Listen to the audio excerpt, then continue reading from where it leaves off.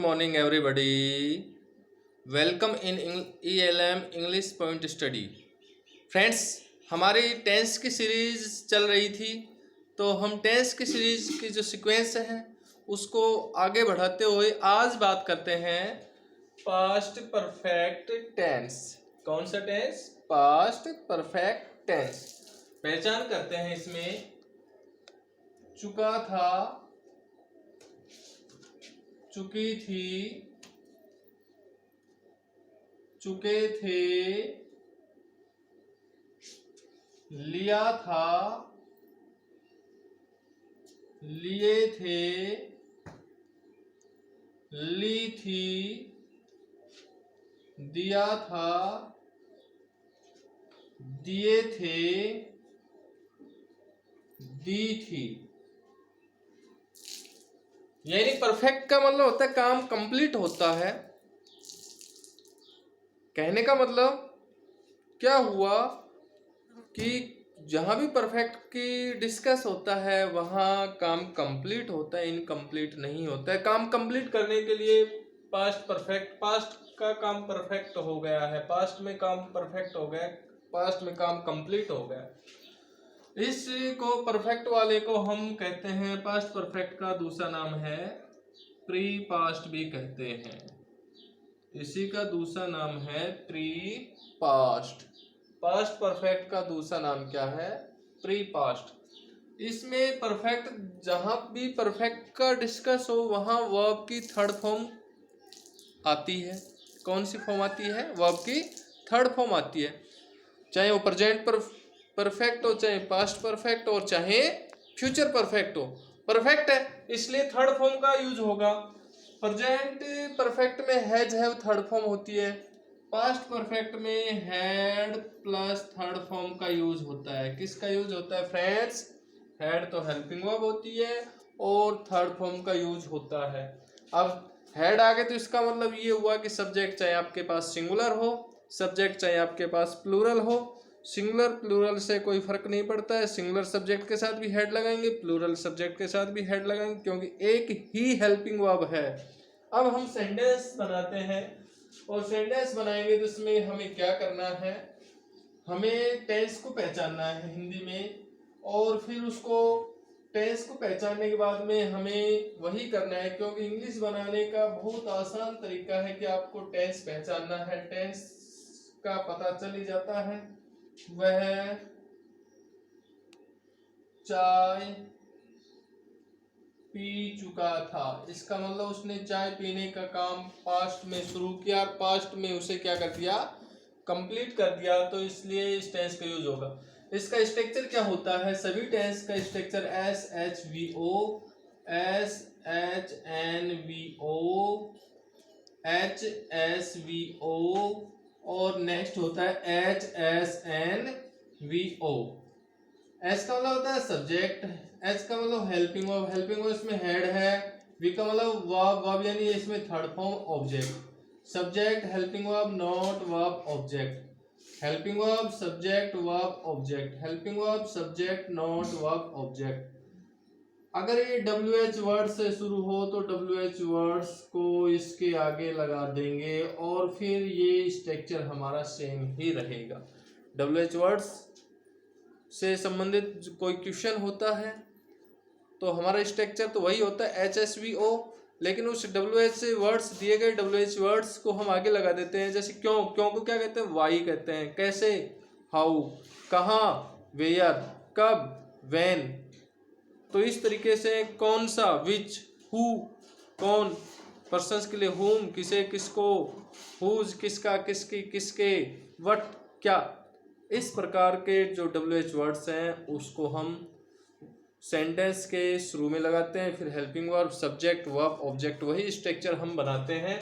और हम इस स्ट्रक्चर के अकॉर्डिंग चलते हैं तो हम आसानी से किसी भी सेंटेंस को, बड़े से बड़े सेंटेंस को बना सकते हैं।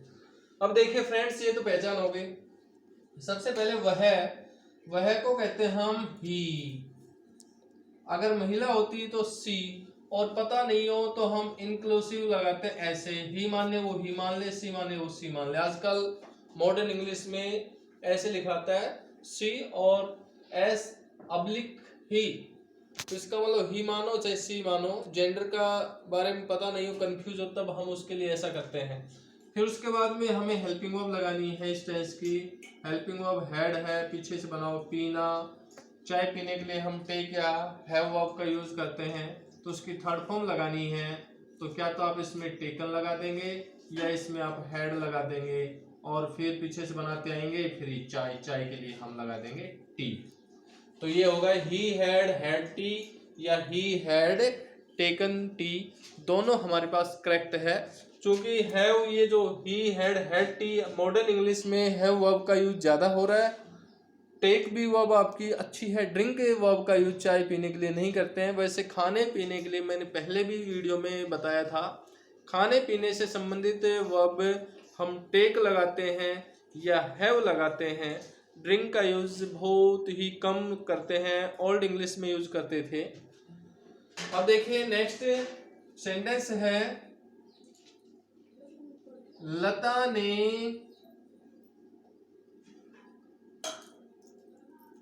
अपना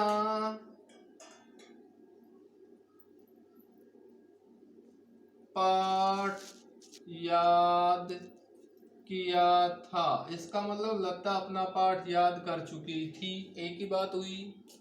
लता ने अपना पाठ याद किया था, लता अपना पाठ याद कर चुकी थी, यानी काम कंप्लीट हो गया।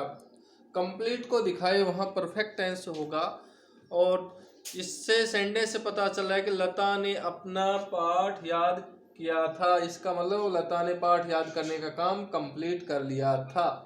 अब देखिए इसमें सबसे पहले सब्जेक्ट लगाएंगे, कर्ता ने कर्म को। कर्ता ने कर्म कोई कारक होते हैं, और तो ने और को की इंग्लिश हमें अलग से नहीं बनानी होती।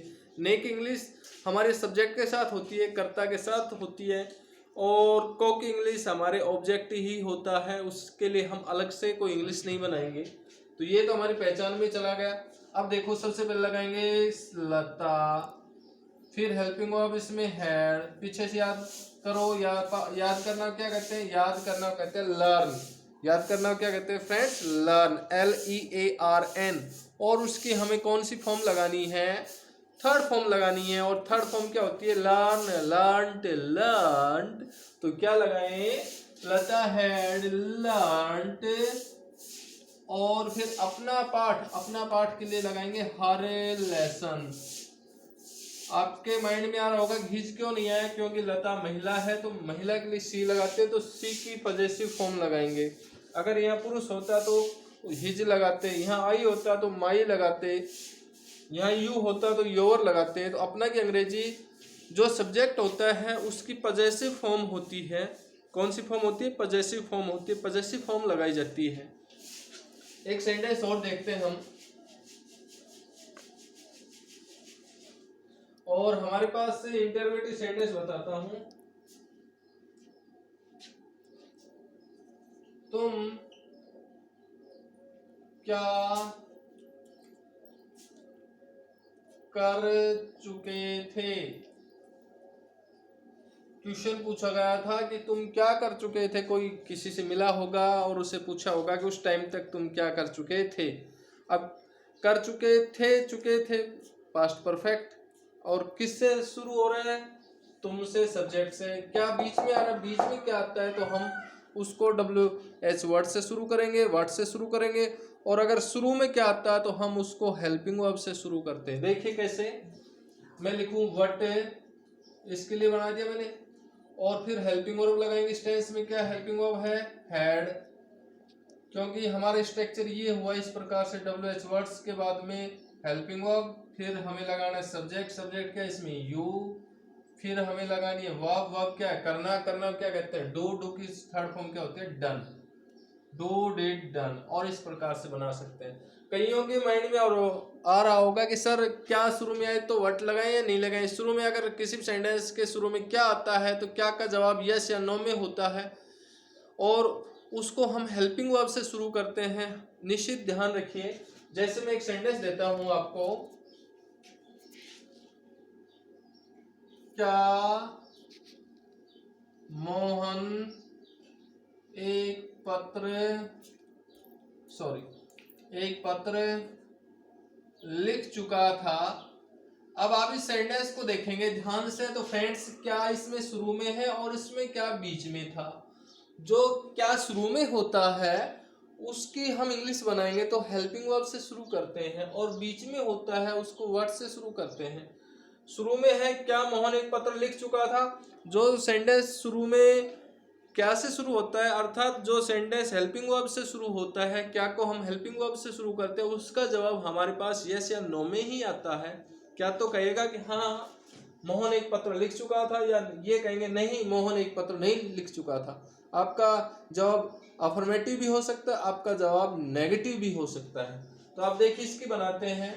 ये पहचान होगी तो इसमें हेल्पिंग वर्ब शुरू में लगा देंगे क्या के स्थान पे। अब सब्जेक्ट लगाना है। सब्जेक्ट क्या है इसमें, मोहन। फिर हमें क्या लगाना है, पीछे से बनाते आएंगे, यानी क्या लगाना, वर्ब। लिखना क्या कहते हैं, राइट। राइट की थर्ड फॉर्म क्या होती है, राइट, रोट, रिटर्न। वर्ब का एक पार्ट डाल रखा है, सो वर्ब लिखवा रखे हैं मैंने।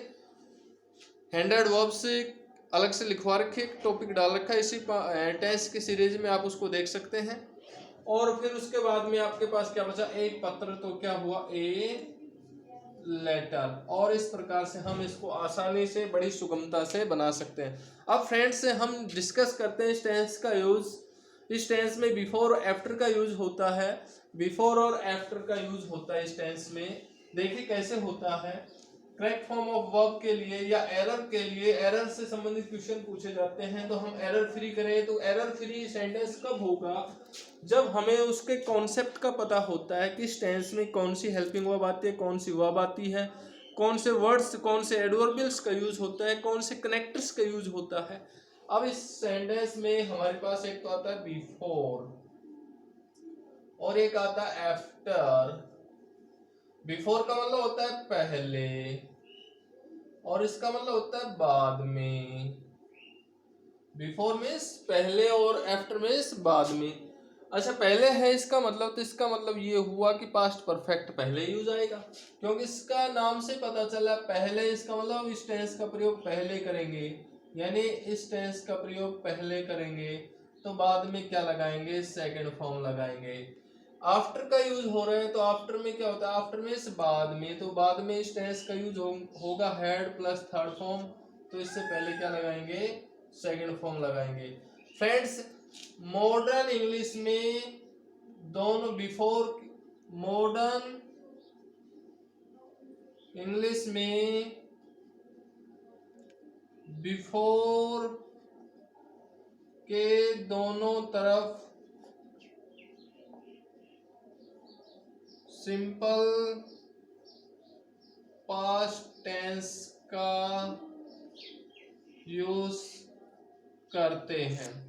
ध्यान रखने की बात है फ्रेंड्स, कई बार ऐसा होता है कि इससे पहले भी पास्ट सिंपल आ जाता है, इसके बाद में पास्ट सिंपल। तो मॉडर्न इंग्लिश में ऐसा है, मॉडर्न इंग्लिश में बिफोर के दोनों तरफ सिंपल पास्ट टेंस का यूज करते हैं।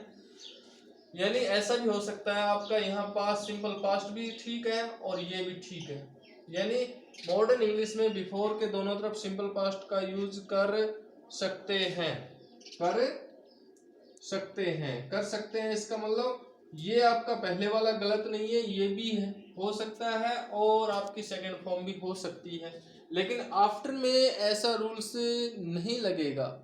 जैसे हम बात करते हैं कि कैसे करेंगे, इसके नाम से पता चला बिफोर पहले पास्ट परफेक्ट टेंस पढ़ रहे हैं, माइंड में आना चाहिए बिफोर में पहले, पहले पास्ट परफेक्ट आएगा, बाद में simple past tense second form, after में यानी बाद में had third form past perfect, और इससे पहले सिंपल पास्ट। अब हम सेंटेंस की चर्चा करते हैं, discuss about the sentence.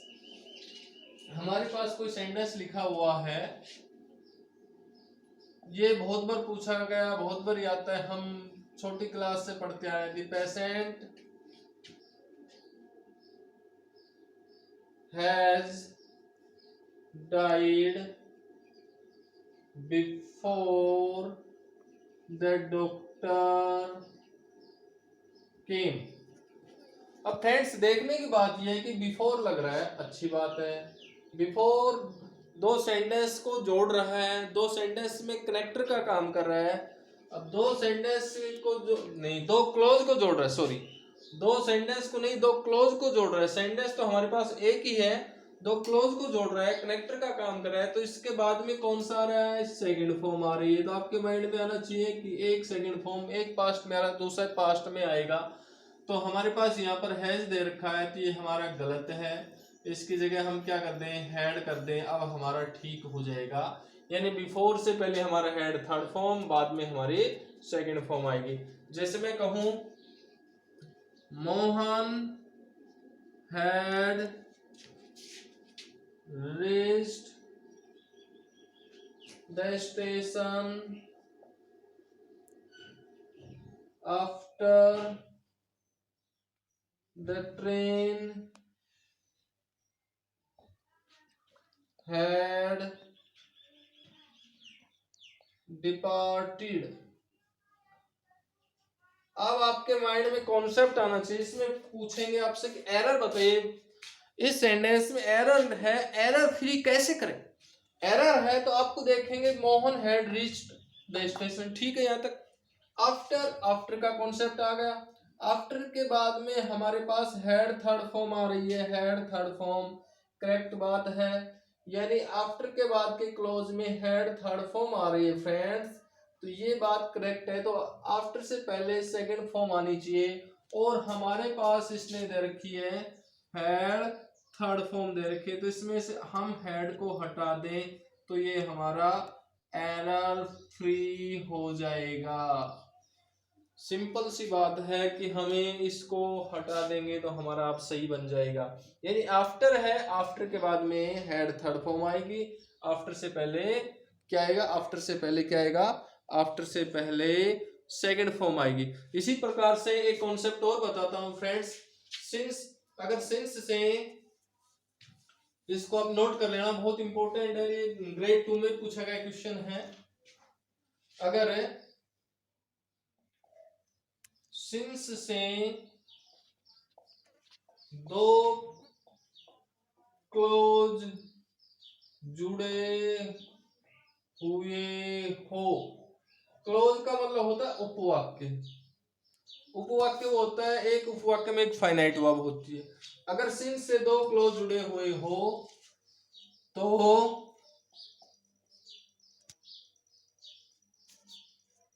Present perfect plus since plus simple past.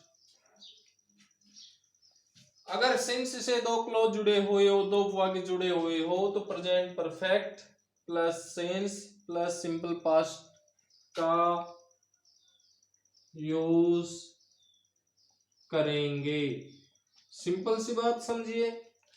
इससे कई बार पूछा गया क्वेश्चन, सिंस दे देंगे, इससे पहले क्या आएगा, इसके बाद में क्या आएगा, हम कंफ्यूज हो जाते हैं। सिंस के बाद में टाइम आएगा, सिंस फॉर टाइम को जोड़ते हैं, ठीक बात है, टाइम क्लोज को जोड़ देगा, लेकिन हमारे पास देखने की बात यह है कि सिंस से पहले कौन सा टेंस आएगा। सिंस से पहले प्रेजेंट परफेक्ट टेंस होता है और सिंस के बाद में सिंपल पास्ट टेंस होता है।